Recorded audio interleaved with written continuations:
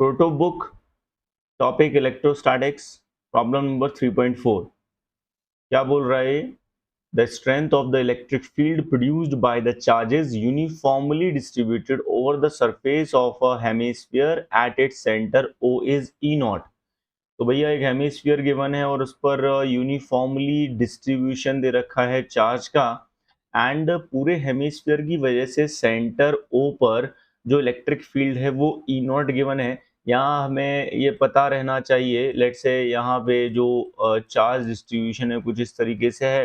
ये पता रहना चाहिए कि इसकी वजह से जब ओ पॉइंट पर अपन इलेक्ट्रिक फील्ड देखेंगे तो डायरेक्शन आएगी एग्जैक्टली परपेंडिकुलर, मतलब ऐसे आएगी वर्टिकली। मतलब परपेंडिकुलर किस पर होगी? ये जो प्लेन है ना, ये नीचे वाला ये वाला प्लेन, इस पर परपेंडिकुलर होगी ये वाली फील्ड।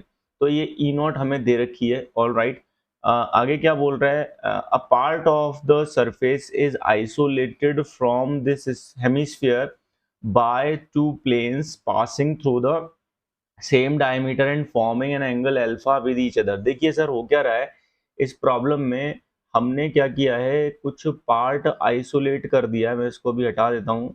देखिए कुछ पार्ट हमने आइसोलेट कर दिया। कौन कितना पार्ट आइसोलेट किया है? यहाँ से काटा, देखो इसको। एक पार्ट, जस्ट अ मोमेंट, एक पार्ट हमने ये देखिए ये वाला ये पोर्शन यहाँ से काटा, ठीक है। और ये तो है ही हमारे पास। तो जो हमारे पास सेगमेंट मिल रहा है, ये जो आप देखेंगे क्वेश्चन के अकॉर्डिंग, वो इतना पार्ट हमने काट के अलग कर दिया, ठीक है। ये पार्ट जो है ना, इसको हम यहाँ से कट करके अलग कर दे रहे हैं। तो a part of the surface is isolated from this hemisphere by two planes passing through the same diameter and forming an angle alpha with each other. तो ये अल्फा एंगल बन रहा है यहाँ पर। भाई ये दो प्लेन हैं, तो थोड़ा सा आपको इसको एनालाइज करना पड़ेगा। एक प्लेन तो ये है सर, और दूसरा वाला प्लेन ये वाला है। तो ये दोनों प्लेन जो आपस में इंक्लाइंड हैं, वो कितने एंगल पर इंक्लाइंड है? अल्फा एंगल पर इंक्लाइंड है। ये अपने को सिचुएशन दे रखी है। फर्दर क्वेश्चन पूछ क्या रहा है? Determine the electric field strength E निकालना है produced at the same point O by the charges located on this isolated surface। देखिए क्वेश्चन ने हमसे ये पूछा है कि देखिए पूरी की वजह से जो पूरा हेमिस्फीयर है इस पर चार्ज दे रखा है, उसकी वजह से फील्ड अगर ई नॉट है ओ पर, तो ये जो पार्ट हमने कट किया, अभी जो पार्ट हमने कट किया, तो ऑब्वियसली इस पर कुछ चार्ज रहेगा, ठीक है। और इसकी वजह से हमें ओ पॉइंट पर फील्ड कैलकुलेट करना है। This is the question. अब चलिए देखते हैं इसमें क्या अप्रोच हमारी रहेगी, किस तरीके से हम इसे अटेम्प्ट करेंगे। तो बहुत ही सिंपल है, आप इसमें कोई इंटीग्रेशन वगैरह पे मत जाइएगा। आप यहाँ थोड़ा-सा लॉजिकली सोचने की कोशिश करिए। देखिए अगर मैं सिर्फ़ और सिर्फ़ ये जो इतना पोर्शन है, जो कट पोर्शन है, ये वाला पोर्शन, इस पोर्शन की वजह से, मतलब जिसकी वजह से क्वेश्चन पूछ रहा है ऑब्वियसली इलेक्ट्रिक फील्ड इंटेंसिटी, इस पोर्शन की वजह से अगर मैं देखूँ फील्ड ओ पर, तो एक बात बताओ यार, सिमेट्री क्या बोलती है? सिमेट्री के हिसाब से जो फील्ड आना चाहिए ओ पर, वो कैसे आना चाहिए? वो आना चाहिए एग्जैक्टली अल्फा के, ये जो एंगल दे रखा है ना अल्फा, इसी इस वाले प्लेन में आना चाहिए। ये दो लाइनें दे रखी है ना, ये सिमेट्रिकल लाइंस हैं, तो इन दोनों के प्लेन्स में ही आना चाहिए और अल्फा को बाइसेक्ट करते हुए जाएगा, ठीक है। तो ये एक तरीके से एंगल बाइसेक्टर होगा। ये रही डायरेक्शन ऑफ इलेक्ट्रिक फील्ड, ठीक है। डायरेक्शन ऑफ इलेक्ट्रिक फील्ड इस तरीके से रहेगी। ये मान लो, मैं थोड़ा सा आगे एक्सटेंड करके दिखा देता हूँ। ये मान लो इलेक्ट्रिक फील्ड ई है, और दोस्तों यही हमें कैलकुलेट करना है। अच्छा, यहाँ पे आप लोगों को एंगल का आइडिया लग पा रहा है कि ये जो ई है, ये इस लाइन के साथ, ये जो डायमीटर है बॉटम वाले सर्कल का, इसके साथ कितना एंगल बनाएगा? ये वाला एंगल कितना होगा? तो ऑब्वियसली क्योंकि इन एंगल बाइसेक्टर के अलोंग है ये डायरेक्शन, तो ये एंगल अल्फा बाई 2 होगा कि नहीं होगा? राइट, अल्फा बाई 2 होगा, बिल्कुल सही है। अच्छा, एक चीज और यहाँ पे सोचने की है, एंड व्हाट इज दैट? ये तो हमने देख लिया, ये ई कंफर्म है ना, समझ आ रहा है ना आप लोगों को? अगर फिर भी कोई इशू है तो आप प्लीज मुझे कमेंट करिएगा, ठीक है। तो मैं कोशिश करूंगा वहां पे आपकी क्वेरी को रिजॉल्व करने की। अब देखिए ये जो ई हमने निकाला है, ये ई है इस वाले पोर्शन की वजह से, जिसकी वजह से एक्चुअली क्वेश्चन ने हमसे पूछा है। अब ऑब्वियसली देखो, इससे जब कट करके निकाल दोगे तो एक और पोर्शन इस साइड रह जाएगा, एक और सेगमेंट इस साइड रह जाएगा हेमीस्फीयर का। अब let's try to find out the direction of electric field produced at the centre O due to this segment also. ठीक है, ये जो सेगमेंट 2 है इसकी वजह से और कैलकुलेट करने की कोशिश करते हैं। तो एक बात ऑब्वियस है कि इधर अगर एंगल अल्फा है तो दूसरी तरफ ये जो एंगल बनेगा, ये एंगल बॉस कितना बनेगा? ये एंगल बनेगा ऑब्वियसली पाई माइनस अल्फा।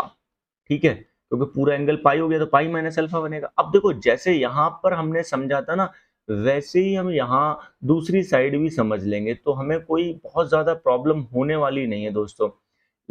मतलब अगर आप देखोगे कि सेकंड सेगमेंट की वजह से जो फील्ड होगा उसको मैं ई डैश मान लेता हूँ, वो भी इसके एंगल बाइसेक्टर के अलोंग होगा, मतलब वो कुछ इस तरीके से चला जाएगा। ठीक है, और यहाँ जो ये वाला एंगल बनेगा वो सोच के देखो कितना एंगल बनेगा, और आपने अगर ये एंगल सही सही लिख दिया ना तो प्रॉब्लम खत्म दोस्तों। अब आप देखेंगे कि यहाँ पे जो एंगल बन रहा है ना, ये एंगल मैं डायरेक्ट लिख सकता हूँ, ये बनेगा pi minus alpha by 2। All right, ये समझ आ गया?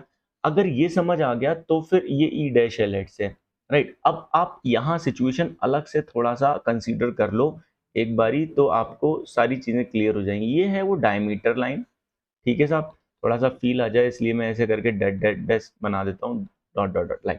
ये डायमीटर लाइन है, राइट। एंड इसका यहाँ पे सेंटर है वो भी मैं दिखा देता हूँ, ये रहा सेंटर ओ।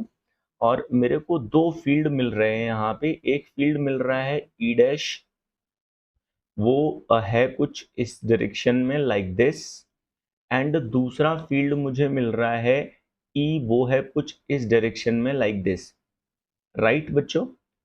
एंड यहाँ एंगल्स अगर हम चेक करें तो ये वाला जो एंगल है, ये एंगल है अल्फा बाई 2, और ये वाला जो एंगल है ये है pi by 2 minus alpha by 2। अब आप मुझे ये बताएं सोच के कि ये ई डैश और ई के बीच एंगल कितना है, इन दोनों के बीच एंगल कितना है? क्या ये 90 डिग्री है दोस्तों? ऑब्वियसली 90 डिग्री है। जैसे ही ये 90 डिग्री आपने डिसाइड कर लिया कि 90 डिग्री है ये, बस प्रॉब्लम सॉल्व।